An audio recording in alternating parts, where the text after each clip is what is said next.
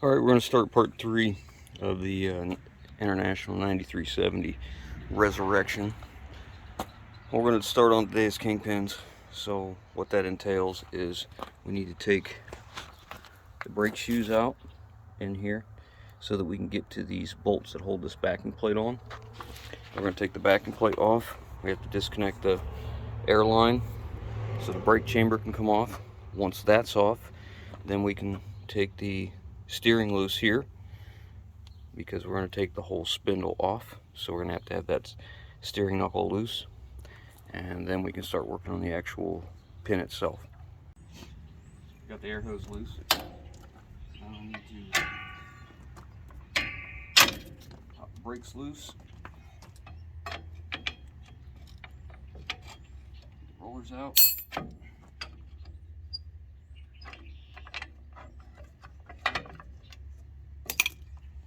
That allows me access to all the bolts for the hub, or spindle, backing plate, whatever I'm trying to tell you. Impact 15/16 socket.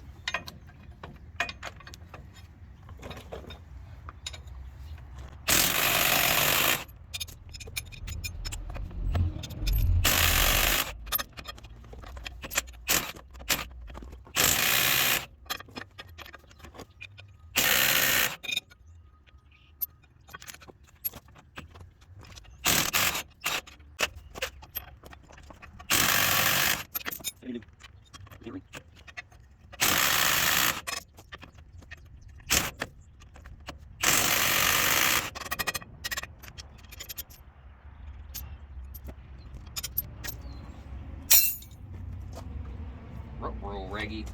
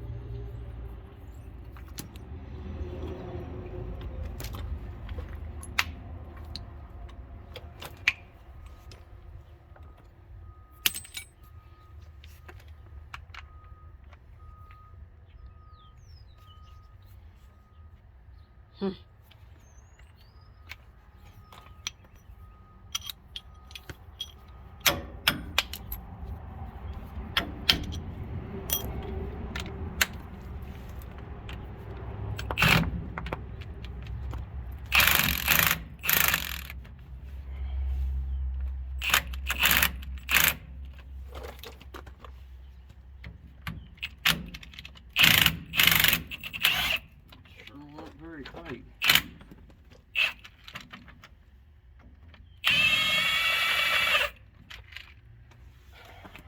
Stripped. That stinks. See that?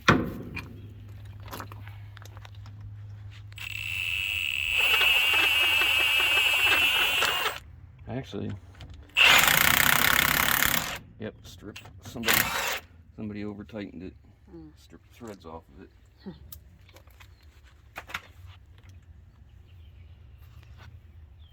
Well, great.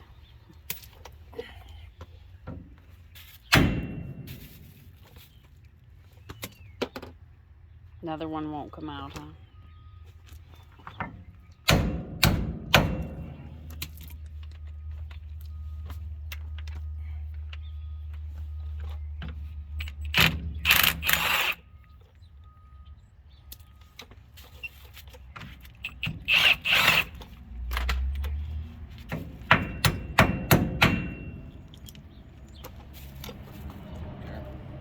See it? Oh, it's coming out easy. Better than the last one. Let's hope the rest of it goes well. Don't jinx me. I know. Every time we say that, but then we have trouble. It's usually you that says it. Fingers crossed. This almost never happens.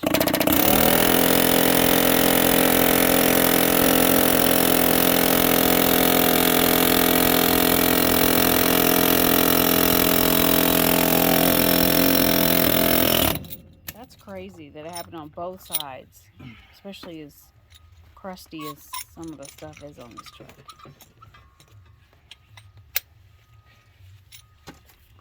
I ain't complaining. Yeah. Boy, they got it in there tight. It's a shame they're worn. Never did them last. Bunch of shims falling. Yep. 3 shims on this side. Same as the other. None there. None there. None there. None there. And there's the bearing. Okay. Wow. I didn't expect that. That is for sure. So, now I'll go ahead and dry the bushings out. The bushings in this are made in kind of a spiral, so they come out pretty easy.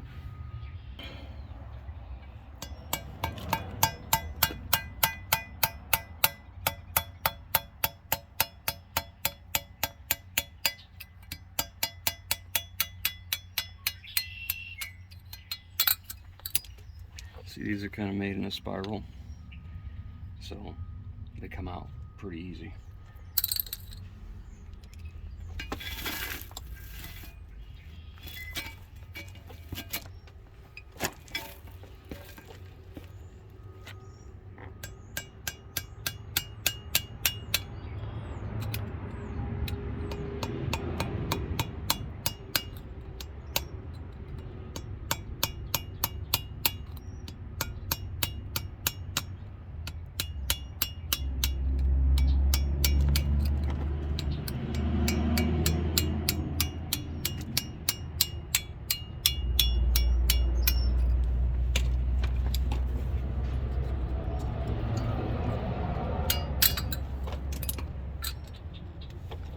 Okay, they're out.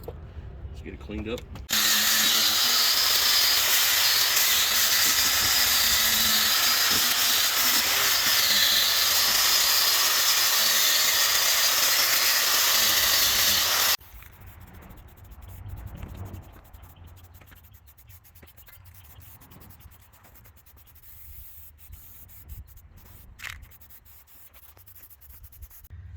Alright, so I got both sides of the axle cleaned up and painted. You can't see that side, but it's all cleaned up, primed, and painted. I went back as far as I think that he couldn't reach later if he wanted to continue to paint it. And I went ahead and cleaned up the spindles, primed and painted those as well. So we're waiting for these to dry. We don't have kingpins yet, but these are ready to go once we get them. And this is a bracket for an air dryer I'm working on right now. So the air dryer used to mount in here, and you can see what Mr. 35 years experience did, you know, hogged out these holes. So I'll just put bolts back in them, I guess. But it's tucked way back in here behind the battery box, and it's hard to get to. I'm gonna put it back here. I've got the larger style, the proper air dryer for the truck, and we're gonna set it in here, and that's what the bracket's for. So now we're just waiting on the paint to dry so we can mount that up. Oh, he got the air dryer all hooked up. Now he's just plumbing it up.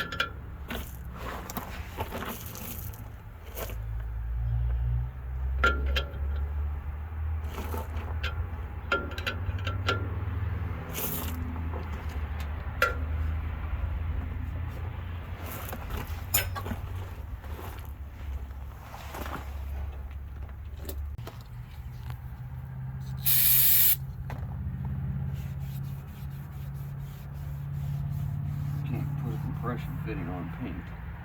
It's not gonna seal as well.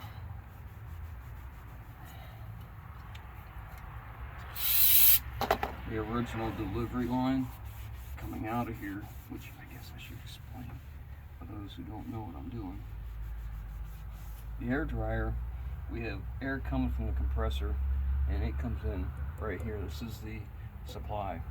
It goes through the dryer and comes out to delivery. The delivery is this one. It feeds the wet tank, and then comes out of the wet tank and feeds the primary tank and the secondary tank.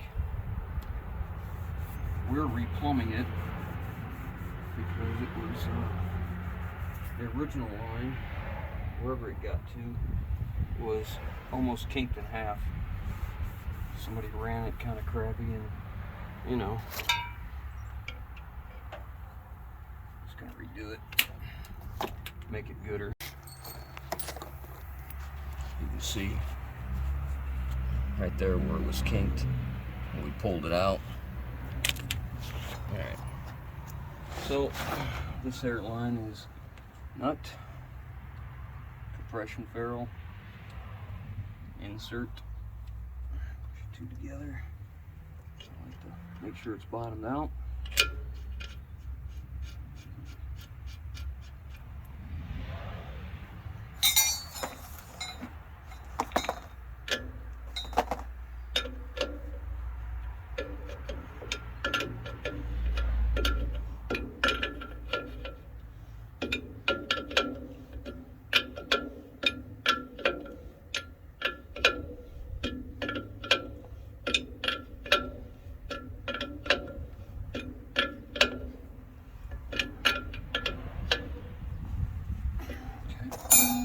Okay, now next we're going to do the governor line. There's a line that comes off of here that will go all the way back up to the governor. Alright, so the air dryer is all finished up. I ran a new line, and I ran it along with the rest of the stuff, and I put it in loom anywhere it needed it. And the same thing with the electric wire for the heater. I ran a new one up here to the front because what was here was old and cruddy. So I ran a new one up here and run it up inside. So it's set up on the ignition side. And here is the governor. I think we're gonna, instead of having the governor mounted on a bracket, I think we're gonna put it on the back of the compressor. Just so we can avoid that bracket and some of the other stuff. We won't have to have this line then. It'll be right sealed to the compressor itself. We're still waiting on kingpins. I'm not sure what's going on there, but they're held up some form or fashion. I have to get a new supply line to the dryer because I moved it back probably, I don't know, 30 inches or so. So I'm gonna have to get a new braided stainless steel braided line. I'll take that one with me. I'll just have them make me a new one for the right length. I've been waiting for this socket to come from Amazon for about 4 days now, 5 days, something like that. It's an OTC 1950 wheel bearing lock nut socket, 6 point, 4 1/8 opening size, 6 point. How many points do you count?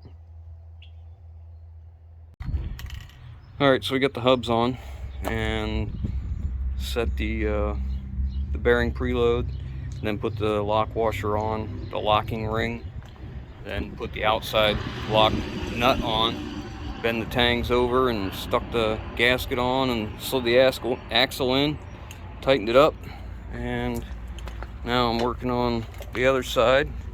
I just need to finish painting. I got everything tight and ready to go, so now I'm just gonna paint those nylocks, get the end of it another coat of paint, and we'll get ready to put drums on. I need to fill this differential up, and I don't have a 9/16 Allen socket, so I took 9/16 bolt, 2 nuts, jam nutted them back in, put vice grips on at the same time, and was able to get it loose. At least now I can get gear oil in it, and then I know what size Allen socket I need to buy. Made some progress. All the brake drums are on. Both differentials are filled. They've been flushed and filled both. We'll have to top them off before he actually takes it. We're still waiting on a set of U-bolts. One's made the correct way. I got 4 tires mounted, 2 on this side, 2 on the other side. However, the lug nuts are wrong. These lug nuts are set up for aluminum inner and aluminum outers, and aluminum inners and aluminum outers, and we're running steel inners, so we can't have this flange because the steel wheel is almost half the thickness of the aluminum. So what ends up happening is this collar, this shoulder right here, it touches the brake drum before the conical seat contacts it and tightens it up. So I have to order more. I just measured them. I know which ones I need. I just got to find them, get them coming. But that's as far as we are on this side. I've got the front all back together. He's got one of the wheels back from being polished. It's okay. I mean, the guy only did just the face, you know. He didn't do the holes, you know. He didn't do the hub center. I mean, it is what it is. That's what you expect for what he paid. I took 2 more to my guy to get polished, and we'll see what they look like. But yeah, that's where we're at on here. So I'm at a standstill there. I got my steel braided hose, and I've got it routed up underneath the truck, and it's up here, and there's probably just about the right length. I might have a little bit of extra, but I can push that back on that side if I need to. I just want to have a little bit more than not enough, but we'll get that in the next video, and we'll start on the kingpins. Still waiting on a turbo. Should be any day now. Hopefully that's quick, so we can get moving on that. I think that's it for now. So we'll catch you guys on the next one.